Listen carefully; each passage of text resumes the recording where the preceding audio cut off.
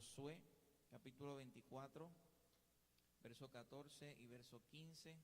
Hoy comenzamos una serie de predicaciones, estaremos, si el Señor así lo permite, hasta el 9 de abril predicando de las generaciones. Dios quiere una generación diferente.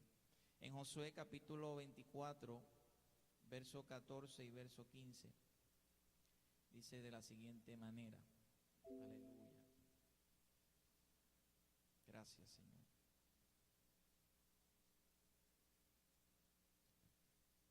Josué 24, verso 14 y verso 15. Lo que encontramos aquí es el discurso final de Josué. Yo no sé si usted escuchó o vio el último discurso de Obama, cuando él, ¿verdad?, entregó la presidencia, muchos sentimientos envueltos, ¿verdad? Mucha nostalgia porque él dejaba la presidencia y dijo lo más importante para él, para la nación, ¿verdad?, en términos seculares. Pues en este discurso Josué le dice al pueblo, y hay unos capítulos anteriores que dice: ya yo estoy viejo, yo voy a morir. Pero si algo es importante decirles, el verso 14 dice: ahora pues, temed a Jehová y servirle con integridad y en verdad. Y quitad de entre vosotros los dioses a los cuales sirvieron vuestros padres al otro lado del río y en Egipto, y servid a Jehová. Eso fue una exhortación clara. Pero mira lo que dice luego el verso 15. Y si mal os parece servir a Jehová, escogeos hoy a quien sirváis. Si a los dioses a quienes sirvieron vuestros padres cuando estuvieron al otro lado del río, o a los dioses de los amorreos en cuya tierra habitáis, pero yo y mi casa serviremos a Jehová. Oh Padre, gracias, Señor, por esta tu palabra que ya está bendecida, Señor. Es tu palabra hacia nosotros. Padre, yo te pido, oh Espíritu de Dios, que toque los corazones, que contrite, que reprendas, Señor, oh Padre, que nos humilles delante de tu presencia, Señor, que consueles, Señor, porque tú, oh, enviaste tu Espíritu para consolarnos, Señor. Padre, mira, Dios, pasa carbón encendido por mis labios, que no sea lo que yo creo, Dios mío, que debo decir, que sea lo que tú dices y lo que tú, Dios mío, estableciste en tu palabra. Oh Padre, si hay alguien que no te ha conocido, alguien que está apartado, que hoy sea la mañana, Padre, de reconciliación. Sana, Dios mío, los enfermos y liberta al cautivo, Padre. Y gracias, en ti confiamos, en el nombre de Jesús. Amén. Amén. Puede tomar asiento. Comenzamos esta serie de predicaciones que se titulan Una generación diferente. Generación es conjunto de personas que han nacido en una misma época, padres, hijos, nietos de una familia perteneciente, ¿verdad?, a diferentes generaciones. Y yo no sé quiénes aquí nacieron en el año 1920 aproximadamente, hasta el 40. A eso los científicos le dicen que es la generación silenciosa. Estuve leyendo un poquito acerca de eso y es porque, ¿verdad?, la mujer es un poco más silenciosa, más recatada. El hombre era quien iba donde la mujer, ¿verdad?, a conquistarla. Ahora es al revés, ¿verdad? Ahora es la mujer quienes van al hombre, ¿verdad? Y todas estas cosas. Luego tenemos la generación de los baby boomers, 1940-60, y tienen unas características especiales. Yo creo que aquí se identifican algunos de ustedes, sí o sí. La generación de los 60 a los 80, que le llaman la generación X, y obviamente los científicos y los que saben de esto, los sociólogos, dicen que las fechas no son exactas. O sea, puede que sea un poco más de años, un poco menos. Luego la generación Y, ¿verdad?, griega, de los 80 al 95, la generación Z, 95 al 2000, y la generación Touch, del 2000 al 2020. Yo no sé si usted, para aprender a usar el celular, usted tuvo que coger clases. Mira, dime cómo es que se usa. Usted simplemente le da un celular a un niño y mire para allá, al medio, como está el niño, y ya se lo sabe, sin tan siquiera tomar clases ni nada. Una generación touch, ¿verdad? Y entonces, las generaciones tienen diversas características. O sea, los niños de ahora quizás no piensan igual que los niños de hace 20 años o hace 30 o 40 o 50 años. Pero hay tres cosas o tres personas o tres personajes que nunca cambian. Y el primero es Satanás, el diablo. La estrategia de Satanás no cambia. Satanás ha venido a contradecir a Dios. Cuando Génesis capítulo 3 le dice a Eva, con que Dios dijo. Y esa estrategia la sigue usando hoy, no cambia su estrategia. Satanás viene a tratar de tener y que tú tengas placer en tu carne. Y Satanás viene a que te dediques a ti mismo, a que tu culto sea para ti. Esa estrategia no cambia. El otro personaje que no cambia es Dios. Aleluya, gloria a Dios. Dice su palabra que antes que naciesen los montes, desde el siglo y hasta el siglo, tú eres Dios. Dice que de generación a generación, el Salmo 100, verso 5, es su misericordia y su verdad. De generación a generación, el Salmo 106, verso 31, es su justicia. De generación a generación es su señorío. De generación en generación es su salvación. El diablo no cambia, Dios no cambia. ¿Y sabes quién no cambia? El hombre no cambia. Puede que hayan algunos cambios ligeros, pero el corazón del hombre no cambia. En los años 80 había un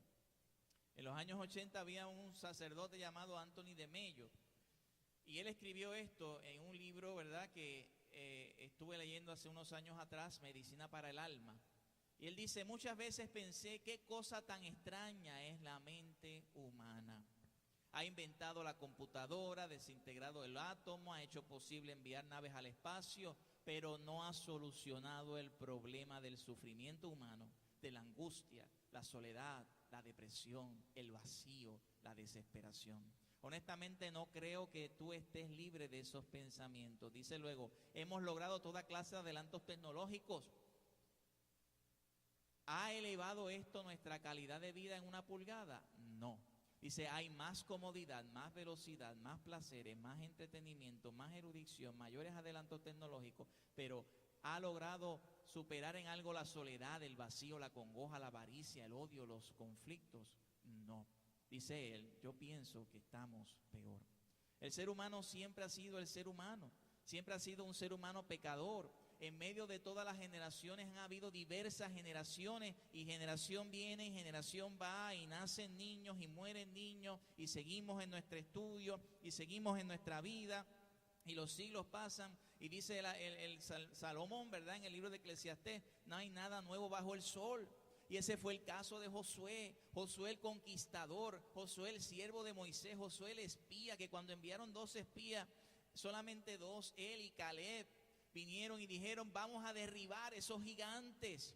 Y usted sabe que en aquellos pueblos, aquellas tierras tenían gigantes. Hermano, no está hablando en forma fábula, ni en forma alegórica. Habían gigantes, personas. Imagínense una persona que llega hasta el techo aquí, fuerte, con una lanza, y usted diga, para allá yo no voy, porque esta gente, esta tierra es tierra de gigantes. Y Josué y Caleb dijeron, allá vamos en el nombre del Señor.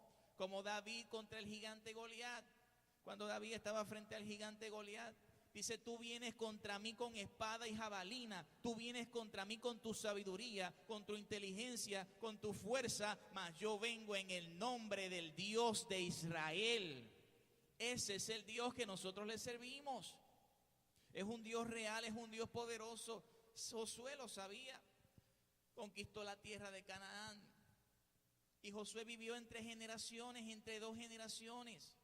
Moisés vivió, ¿verdad?, su generación, pero Josué vivió 2 generaciones. 2 generaciones que eran idólatras. 2 generaciones que iban tras los dioses de Egipto, habiendo los dioses de Egipto siendo derrumbados por el Dios de Israel. Imagínense que usted vaya y apueste al perdedor. ¿Quién aquí apuesta al perdedor? Nadie apuesta al perdedor. Floyd Mayweather. ¿Quién sabe quién es Floyd Mayweather? Imagínense que aquí en Puerto Rico hay una cartelera. Pastor Gerardo Luis Rivera, que nunca hace ejercicio, versus Floyd Mayweather. ¿Qué usted cree? ¿A quién va a apostar por mí? Bueno, quizás mi esposa aposte por mí, mi hija. Pero usted sabe lo que va a pasar. Pero entonces el pueblo de Israel estaba empeñado en los dioses de Egipto, en el dios de las moscas, en el dios de la oscuridad. en el Dios, en el Dios de Faraón, cuando ya en las 10 plagas Jehová Dios los había derrumbado. Usted apuéstele al Dios de Israel, a Jesús, a Jesucristo, al Padre, al Hijo, al Espíritu Santo, al que nunca falla, al que no ha perdido ni una guerra. El salmista decía: vendrán contra mí 1000 y 10,000 a mi diestra, mas a ti no te llegarán. Jehová es tu guardador, tu sombra, tu mano derecha. No te fatigará el sol de día ni la luna de noche. He aquí, Él es tu guardador, no se adormecerá el que guarda a Israel. Tenemos un Dios poderoso. Y el libro de Josué se trata los primeros 12 capítulos de conquistas. Y ahí usted ve en el capítulo 6 cómo derrumban a Jericó, que es la historia más famosa. Todo el libro de Josué, ¿verdad? Los primeros 12 capítulos son conquista. Luego del 13 al 21 la repartición de tierras. Entonces conquistaron la tierra, entonces vamos a darle una tierra a Dan, vamos a darle una tierra a Aser, vamos a darle otra tierra a Isaacar, vamos a darle otra tierra a Benjamín. Y entonces comenzó a repartir las tierras.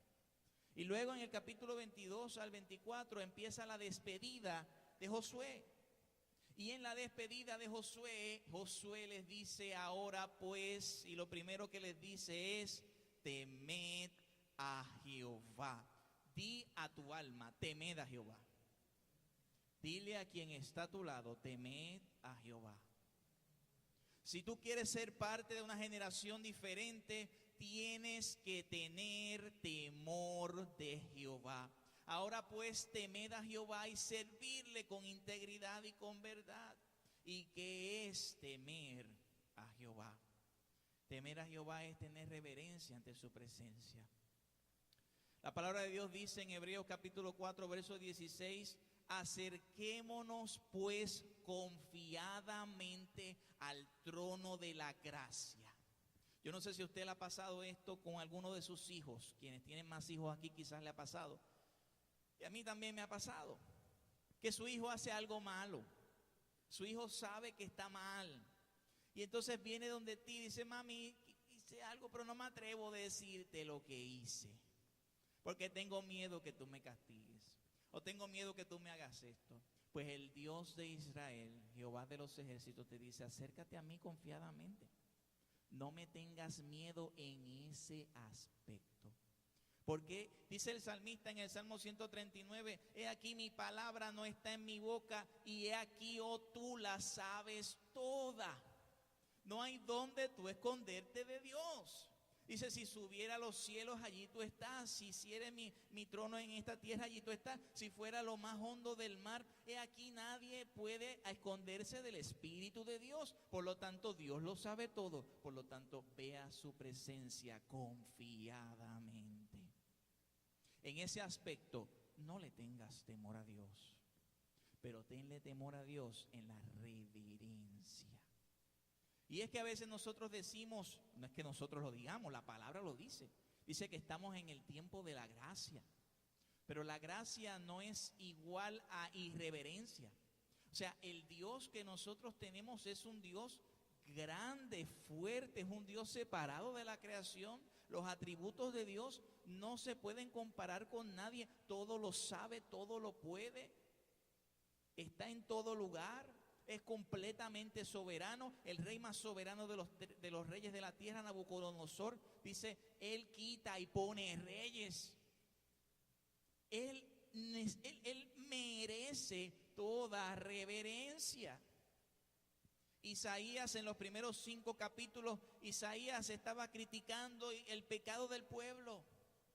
Pero en el 6º capítulo, cuando vio el altar, cuando vio a Jehová Dios, cuando lo vio con sus ojos, y Juan, el apóstol Juan, en su libro, dice que nadie ha visto a Dios como lo vio Isaías en ese momento.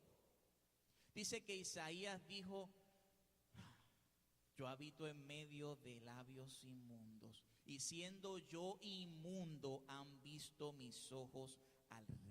Cuando nosotros vemos al Señor, vemos un espejo hacia nosotros, la pecaminosidad de nosotros. Tenemos que tener temor de Dios. Somos tan pecadores y Dios es tan santo que cuando nosotros entendemos eso, tenemos temor de Él. tiene que haber una reverencia ante el poderío de Dios. O sea, Él no es yo, Él no es tu jefe, Él no es tu esposa, Él es el Rey de los reyes, Rey de reyes y Señor de señores. Dígame usted si merece reverencia el Señor. Cuando usted va a la corte, cuando usted puede estar sentado en la corte, pero tan pronto entra la jueza o entra el juez, ¿qué hace el alguacil, el marshal? ¿Qué hace? Pónganse de pie. Y claro, nos ponemos ante pie porque es una persona de respeto, es una persona que Dios ha puesto para que, ¿verdad?, haya respeto en el lugar, en el pueblo que sea. Y si eso es esa persona que es como tú y como yo, imagínese el Dios de los cielos. Tiene que haber reverencia ante Él. Pedro era irreverente ante Jesús hasta que no vio y conoció quién era Jesús. Cuando Jesús le dice a Pedro, Pedro, es necesario que bogues mar adentro, y Pedro con su irreverencia decía, pues ¿sabes qué? Ya yo pesqué toda la noche, pero si tú lo dices, pues en tu nombre echaré la red.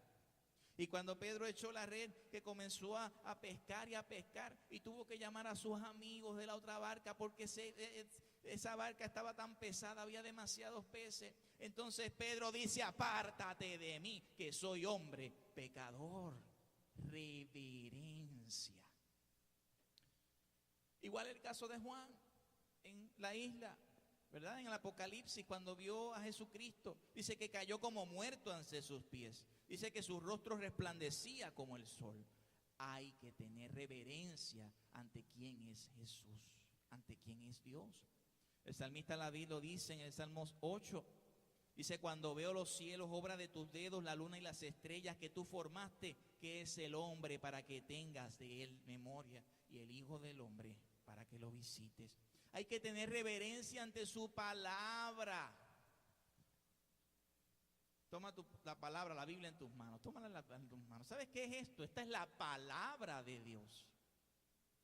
Dice la palabra en Isaías 62:2, dice, mi mano hizo todas estas cosas y así todas estas cosas fueron, dice Jehová, pero miraré a aquel que es pobre y humilde de espíritu y tiembla ante mi palabra.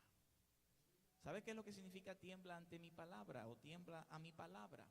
Respeta su palabra. Cuando Dios habla, todos callamos. Cuando Dios dice, yo no sé, y quizás hay cosas que yo no entiendo, pero es una realidad. Yo lo creo porque lo dice la palabra de Dios. Había una vez una persona que era físico cuántico y le dijo a este hombre, ¿sabes qué? Yo no entiendo a Dios, por lo tanto Dios no existe.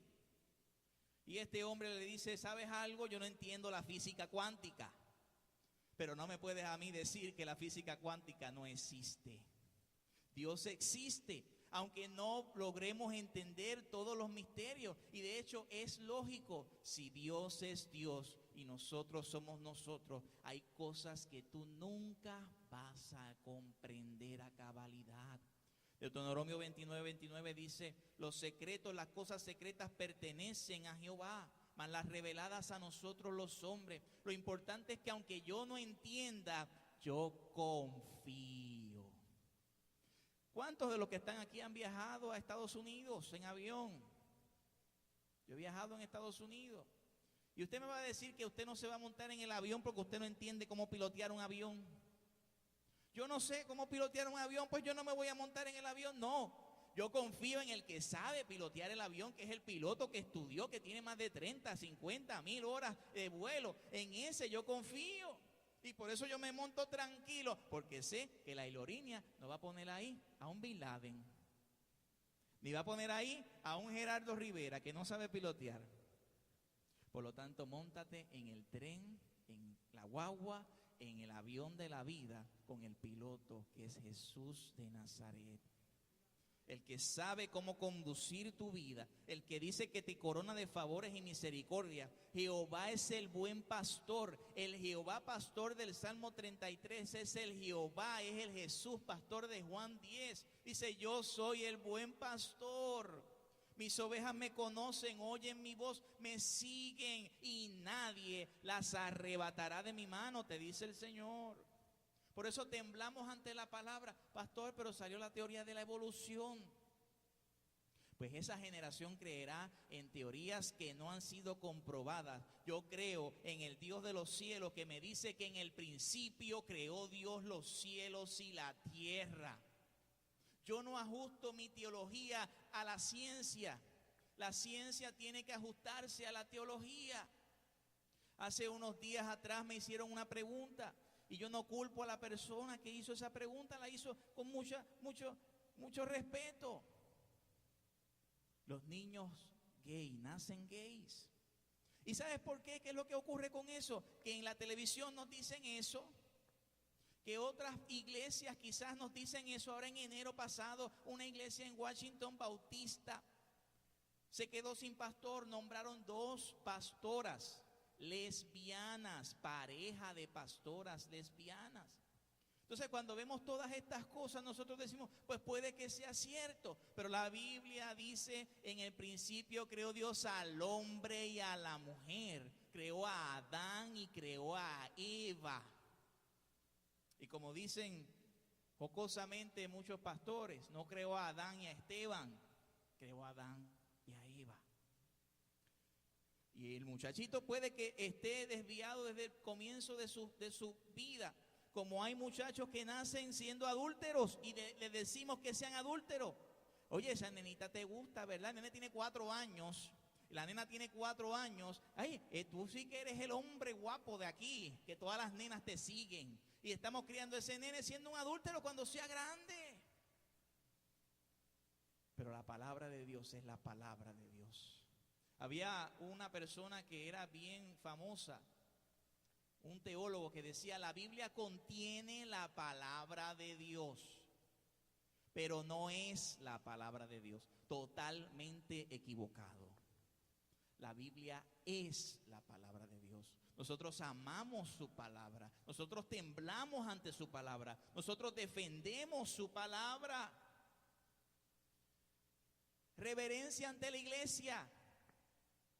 Esta es una generación diferente. Tenemos que ser una generación diferente. Pastor, pero la iglesia es templo hecho por manos humanas. Claro que sí que es templo hecho por manos humanas. Pero el Salmo 100, verso 4 dice, entrad por sus puertas con acción de gracia, por sus atrios con alabanza. Cuando usted entre a la iglesia, entre con actitud reverente, a alabar y glorificar a Dios. Es el lugar de reunión. Es el lugar donde nosotros vamos a adorar a Dios. Es el lugar donde nosotros nos comunicamos unos a otros, donde nos consolamos unos a otros, donde escuchamos su palabra. Tiene que haber reverencia en la iglesia. Cuando hacemos los llamados al final del culto, usted sabe lo que usted, pastor, ya yo conocí a Cristo, yo no necesito estar en ese llamado. Usted necesita orar por aquel que no ha conocido al Señor. Usted necesita tener una actitud espiritual, una actitud reverente, ser una generación diferente. ¿Por qué en iglesias que quizás no predican una sana doctrina hay reverencia? Y en las iglesias que predicamos la verdad como está escrita, no la hay.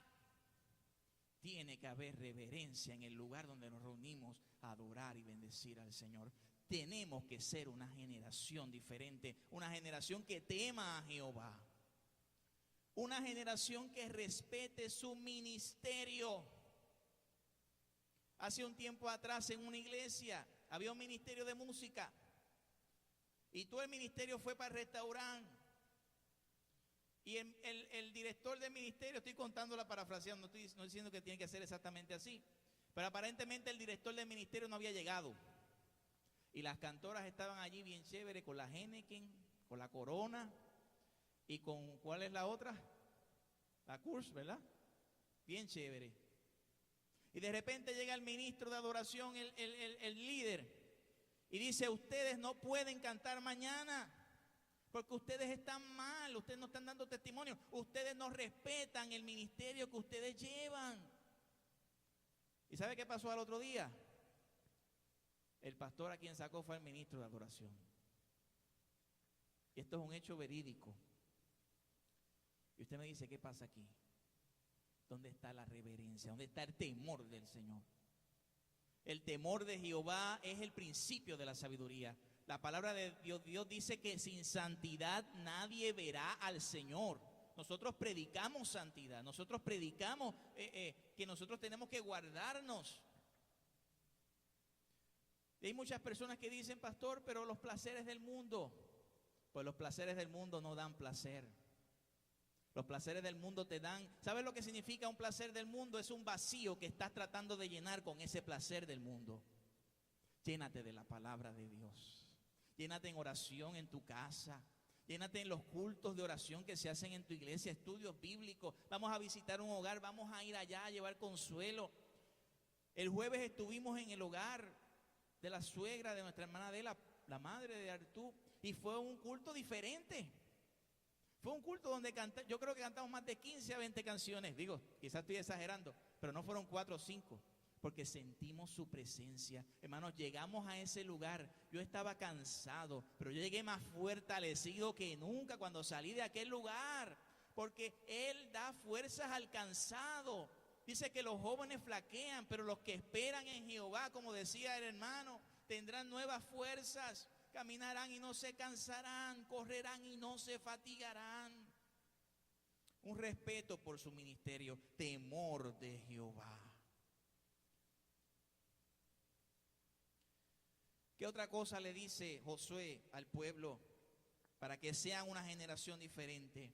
Dice, quitad de entre vosotros los dioses a los cuales sirvieron vuestros padres al otro lado del río, en Egipto, y servid ¿a quién? Hermano, imagínese esto, por favor, imagínese esto. Dios derrota a los 10 dioses mayores de Egipto. Ellos pasan por el Mar Rojo, ven la gloria de Dios, ven el maná caer del cielo.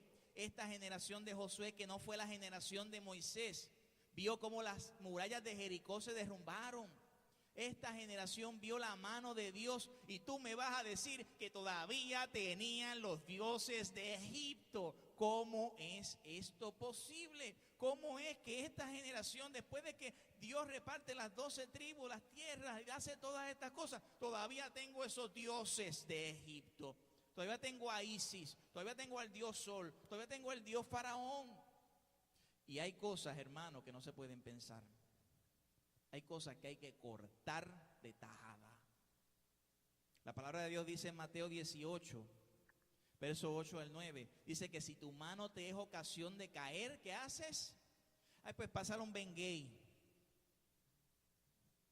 Ay, pues vamos a darle un sobito a la manita, porque es que me es ocasión de caer y es que me gusta la manita, o la escondo. Todavía estamos cargando con el viejo hombre, con los dioses de Egipto. Y la palabra de Dios dice, córtalo de raíz, no lo pienses. Hay cosas que nosotros cargamos de cuando no éramos cristianos. Hay dioses que teníamos cuando no éramos cristianos que todavía los tenemos. La Biblia dice, escudriñemos nuestros caminos y volvámonos a Jehová. Efesios 4, 22 al 24 dice, despojaos del viejo hombre que está viciado con placeres, con pecado, y vestíos del nuevo hombre. Hay que despojarse, hay que salir de esas cosas, de esos dioses. Y la palabra de Dios dice en Romanos 6, verso 1, ¿qué pues diremos? ¿Pecaremos porque estamos en la gracia? En ninguna manera, porque los que hemos muerto al pecado, ¿cómo podemos seguir viviendo en el pecado? Pastor, se me hace difícil salir de los dioses de Egipto. Se me hace difícil, yo quiero ser una generación diferente, pero se me hace difícil. En una ocasión el Señor le dice a los discípulos que no pudieron echar fuera un demonio. Le dice, ese género no sale si no es con oración y ayuno. Levanta oración y ayuno en tu hogar. Aprovecha los domingos que este mes de marzo estamos ayunando y orando. Yo te aseguro que si tú te humillas delante de la presencia de Dios, tu cuerpo va a desgastarse, pero tu espíritu se va a edificar en el nombre del Señor. Vas a salir nuevo, vas a salir nueva. Pero hay que someter nuestra carne. Porque dice la palabra, la carne, el espíritu a la verdad está dispuesto, pero la carne es ¿qué? Débil. De modo que si alguno está en Cristo, nueva criatura es. Las cosas viejas y esos dioses de Egipto, ¿qué? He aquí todas son hechas. Y aún así tienes oportunidad en esta mañana de deshacerte de esos viejos dioses.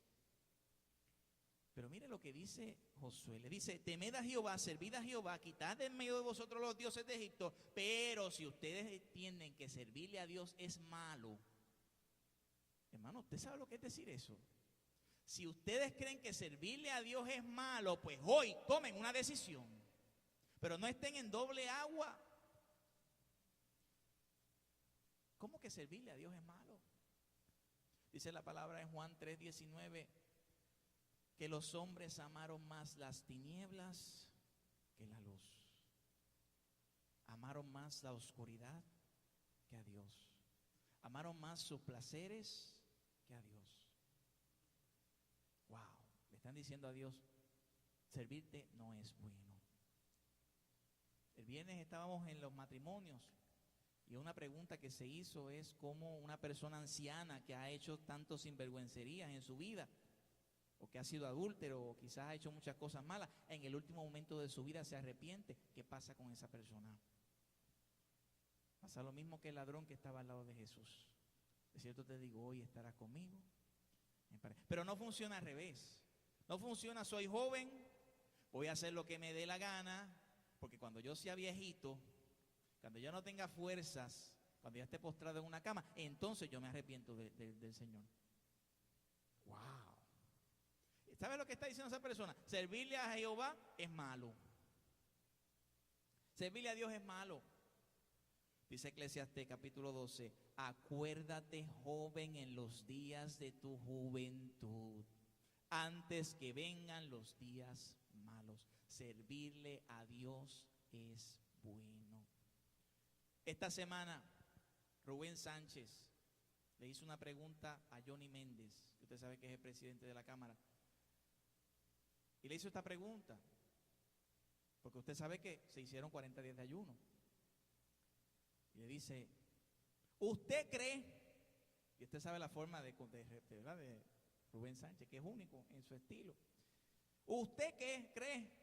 Que después de 40 años Puerto Rico, 40 días orando y ayunando, Puerto Rico va a estar mejor. ¿Usted cree, Johnny Méndez, que Puerto Rico va a estar mejor después de 40 días? ¿Va a ser magia entonces y todo se va a restaurar? Wow, la contestación de Johnny Méndez me paró los pelos. Lo único que te puedo decir es que desde que yo conocí a Cristo como mi único y exclusivo Salvador, mi vida completa ha cambiado. Y si lo hizo conmigo, lo puede hacer con mi nación. Wow. Wow. Servirle a Dios está lleno de beneficios. Dice, cantaré a Jehová porque me ha hecho bien. Dice, y la semana pasada lo dijimos, pero lo decimos nuevamente. Él es quien perdona todas tus iniquidades, el que sana tus dolencias, el que rescata del hoyo tu vida, el que te corona de favores y misericordia, el que sacia de bien tu boca, de modo que te rejuvenezca como el águila. Jehová es el que hace justicia y derecho a los que sufren violencia. Servirle a Dios tiene beneficio por todos lados. Sé una generación diferente. Y dice, escogeos hoy a quien servir. Oh sí, porque todos servimos a alguien, aunque no lo queramos. O somos esclavos del pecado para muerte, o somos esclavos de Jesucristo para vida. O somos del Padre Satanás, o somos del Padre, del Hijo y del Espíritu Santo. Hace poco una persona estaba comentando y diciendo que si Dios es bueno, ¿por qué lleva a la gente al infierno? Yo aprendí eso de mi hermano acá presente, León, se me pegó eso. Cuando él dice, pues tú vas donde el líder tuyo vaya. Si el líder tuyo es Cristo, tú vas para el cielo derechito. Si el líder tuyo es el de abajo, pues tú vas para allá abajo con él, a disfrutar allá o a quemarte con él. Porque la palabra de Dios dice en Mateo 25, dice, venid benditos de mi Padre al reino preparado para ustedes desde antes de la fundación del mundo. Y dice a los otros, a los cabritos, le dice, ustedes cabritos, vayan al infierno que no se preparó para ustedes, se preparó para el líder de ustedes. El infierno preparado para Satanás y sus ángeles. Pero tú no tienes que ir para allá. Si la sangre de Jesucristo te cubre de todo pecado. Si tú aceptas a Cristo como tu único y exclusivo Salvador. Pastor, pero no dé miedo con el infierno. Pues ¿sabes qué? La palabra de Dios dice en Mateo capítulo 10, dice, no le tengan miedo al que puede matar tu cuerpo. Tenganle miedo al que puede llevar tu cuerpo y tu alma al infierno. ¿Saben quién es ese, verdad? Dios. Porque Él tiene las llaves del infierno y del Hades. Jesucristo. Pero tú no tienes que ir para allá si le sirves al Señor, si amas al Señor, si te arrepientes de tu corazón. Si le dices al Señor, perdóname por mis pecados, entra a mi corazón, yo te confieso delante de los hombres. O sea, si confesares con tu boca que Jesús es el Señor y creyeres en tu corazón que Dios le levantó de los muertos, serás salvo. No hay por qué tener miedo. Y la vida del cristiano no es una vida de temor, si voy a perder o no mi salvación. La vida del cristiano es una vida de andar con Cristo. Y dice la palabra, como dijimos ahorita, nadie arrebatará de la mano del Señor. Tú andas derechito con el Señor. Pastor, pero ¿y si caes en pecado? Pues abogado tenemos para con el Padre, a Jesucristo el justo. Pues cuando el verdadero Hijo de Dios peca y cae en pecado, se arrepiente de corazón. Como pasó con Pedro, que cuando negó a Jesucristo 3 veces, dice que Pedro lloró amargamente. Cuando David pecó y mató a Urías, mandó a matar a Urías y se acostó con Betsabé, que no era su esposa, hizo tantas cosas malas, se arrepintió de corazón. Aleluya. Aleluya. Porque tenemos que escoger, hermano.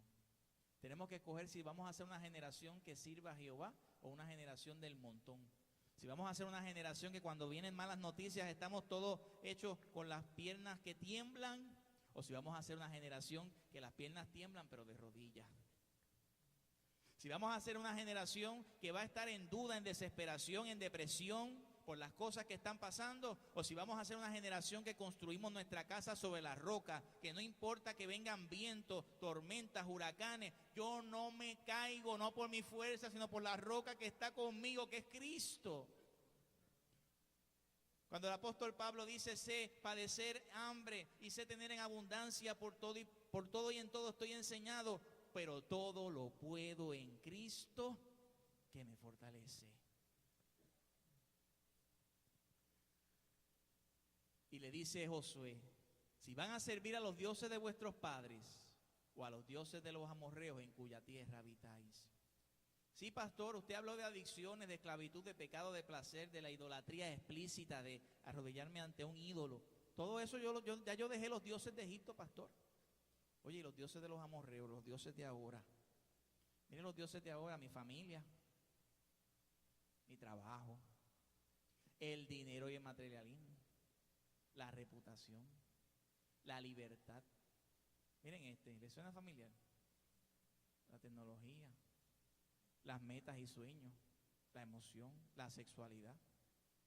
Son los dioses de ahora. No, pastor, pero pues, entonces tú tienes que decidir a quién tú vas a servir. ¿Qué es un Dios? ¿Qué es un Dios? En arroz y habichuela y como si fuéramos niños de kindergarten.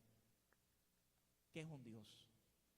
Es cualquier cosa, no importa lo que sea, que ocupa el lugar que le pertenece a Dios. ¿Qué lugar le pertenece a Dios en tu vida? Todo.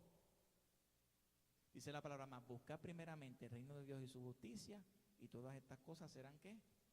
Déjame buscar las añadiduras y pues si tengo tiempo, entonces yo voy a ser de esa generación, porque si saca tiempo, pues busco a Dios un poquito más o menos. Pues no, Dios es primero y Dios es celoso y no es, aleluya, hay beneficios cuando tú le sirves al Señor. Hay beneficios cuando tú le sirves al Señor. Mira, Dios a veces no quita nuestras cargas. Dios nos da paz en medio de la carga. Esta semana estábamos dialogando unos hermanos en una casa y había muchas cargas. Tenemos muchas cosas. Pero oye, dice la palabra, venid a mí, todos los que están cansados y cargados, ¿y yo qué? Os haré descansar. Él te da descanso. Pastor, ¿cómo es eso? Pues hasta que tú no experimentes eso, yo no te puedo decir cómo es. Tú tienes que experimentarlo. Esto es como el matrimonio. Tú me puedes dar 20,000 consejos antes de casarme, tú no lo sabes hasta que tú estás casado. Esto es como el ser padre. ¿Cómo es eso de ser padre? Pues yo cogí un curso de eso, cómo ser padre. Pues eso está bien, no está mal. Pero hasta que tú no seas padre, tú no vas a entender lo que es ser padre. Hasta que tú no sepas la paz que Cristo da en el corazón, tú no lo vas a entender. Tú no vas a comprender esto. Esto hay que vivirlo. El evangelio se vive. No se vive los domingos en la iglesia. Los domingos en la iglesia venimos a disfrutar lo que hemos vivido en la intimidad con Dios en la semana. Se vive día a día, momento a momento. Cuando tú te levantas por la mañana y automáticamente vas a lavarte la boca, ahí adora al Señor. Cuando tú estás guiando, cuando tú te vas a acostar en la noche, cuando tú vas a regañar a tu hijo, a tu hija, ahí tú vives al Señor. Aleluya. Y entonces le dice Josué, teman a Jehová y sírvanle y quiten de medio de ustedes los dioses de Egipto. Y si eso les parece mal, escojan hoy a quién van a servir. Si van a servir a los dioses de Egipto, de sus padres, o van a servir a los dioses amorreos. Pero yo y mi casa serviremos a Jehová. ¿Qué significa eso de yo y mi casa? Yo no tengo opciones. Yo le sirvo a Dios o le sirvo a Dios. Porque en este mundo no hay opciones, señores. No hay opciones. ¿Qué más? Dime, ¿a quién tengo en los cielos si no es a ti, Señor? ¿Y qué más fuera de ti que deseo en esta tierra? Dígame algo o alguien o un Dios que sea como el Dios de Israel. Dígame alguien que haya venido a morir, que haya enviado a su hijo a morir por mí. No existe. Yo y mi casa serviremos a Jehová. Yo y mi casa vamos a servir en familia. Yo y mi casa sin importar los demás. Yo y mi casa aunque me quede solo. Eso es lo que le estaba diciendo Josué al pueblo. Aunque yo me quede solo con mi casa, ustedes si quieren seguir sirviendo a los egipcios, si quieren servir a los dioses amorreos, yo voy a ser una generación diferente. Yo voy a servirle al Dios de los cielos. Yo voy a amar al Señor con mi corazón. Yo le voy a servir con integridad en mi corazón. Yo voy a seguir hacia adelante con el Señor. Aunque la generación venga, yo y mi casa serviremos a Jehová. Yo le voy a servir hasta la muerte. Y le está diciendo en forma sutil, sigan mi ejemplo. Pues ¿sabes qué? Siguieron el ejemplo. Dijeron, vamos a servirle a ese Dios. Pero luego que toda esa generación murió, en Jueces capítulo 2, dice que la otra generación que nació no sabía nada del Señor y volvieron otra vez a las mismas cosas. A mí, ¿sabes qué? Hay un no me importa bueno y un no me importa malo. No me importa malo. Pastor, tengo mi familia enferma. Claro que me importa. Yo no puedo decirle a una persona, no me importa eso. No. Ahora mira el no me importa bueno. Yo no voy a servirle a Dios. Pues ¿sabes qué? No me importa tú. Yo y mi casa le serviremos al Señor. No me importa si esta generación está tras los dioses de los ídolos y tras el Dios del entretenimiento y tras el Dios del sexo. No me importa si esta generación, a pesar de tantos predicas que se hacen, a pesar de decirle sírvele al Señor, siguen en la dirección incorrecta. No me importa. Yo y mi casa serviremos a Jehová. Me pararé firme con mi familia. Oraré en familia. Bendeciré al Señor en familia. Visitaré la iglesia en familia. Predicaré en familia. Yo y mi casa serviremos a Jehová. Seré una generación diferente. una generación diferente en medio de los tiempos, una generación como Noé, que aunque esas personas no le servían al Señor, él y su casa se salvaron en el arca. Una generación como Lot, que aunque Sodoma y Gomorra estaban pecando, ellos dijeron sigamos hacia adelante, a pesar de la esposa que viró hacia atrás. Una generación como Josué, una generación, aleluya, como David, una generación como Jesús, que Jesús sí que quedó solo, porque el pueblo lo desechó, sus discípulos lo desecharon, se fueron, a pesar de que al final vino María con Juan el apóstol, se fueron, pero él seguía reconociendo al Padre como su Padre, no negó a su Padre. Aleluya. Y la última frase dice: Padre, en ti, en tus manos, encomiendo mi espíritu. Una generación que se encomiende